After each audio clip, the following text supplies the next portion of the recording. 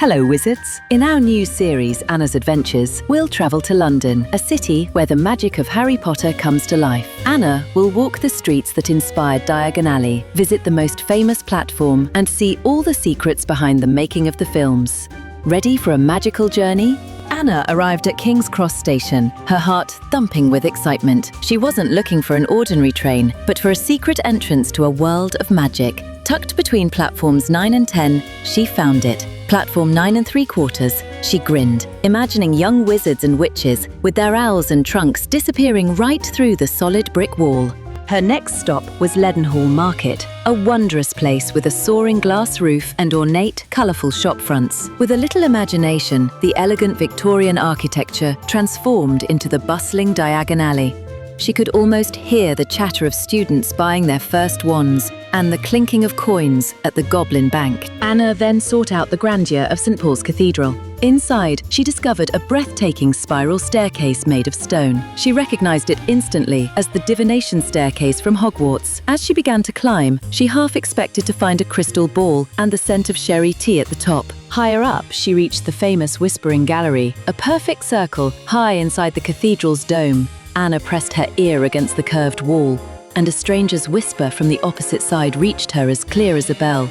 It felt like a secret message, a piece of Hogwarts magic shared just with her. At last, the moment she had been waiting for arrived. Anna stepped into the Warner Brothers studio tour, and the great doors swung open to reveal the Great Hall of Hogwarts. The ceiling was enchanted, and the long house tables were set for a feast. It was real! It was all real! She wandered through the detailed sets, her heart full of joy. She stepped into the Gryffindor common room with its cozy fireplace and squishy armchairs. It was so easy to imagine Harry, Ron, and Hermione sitting there, planning their next adventure under the flickering firelight. And then she saw it, the Hogwarts Express.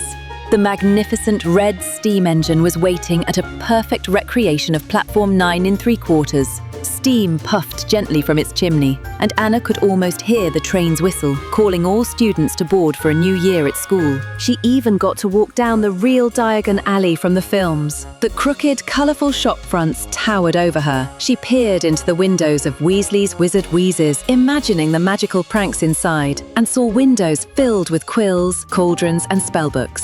The tour ended with the most magical sight of all, a huge, breathtakingly detailed model of Hogwarts Castle. It was lit to look as if it were glowing under a full moon, and every tiny tower, window, and turret was perfect. It felt like she was flying over the real castle at night. As she left, Anna clutched her new wand, her mind buzzing with magic. She had walked through the sets, seen the costumes, and felt the magic come to life. London was a city of stories, and she had just spent the day inside her very favourite one. And so, Anna's journey through magical London has come to an end.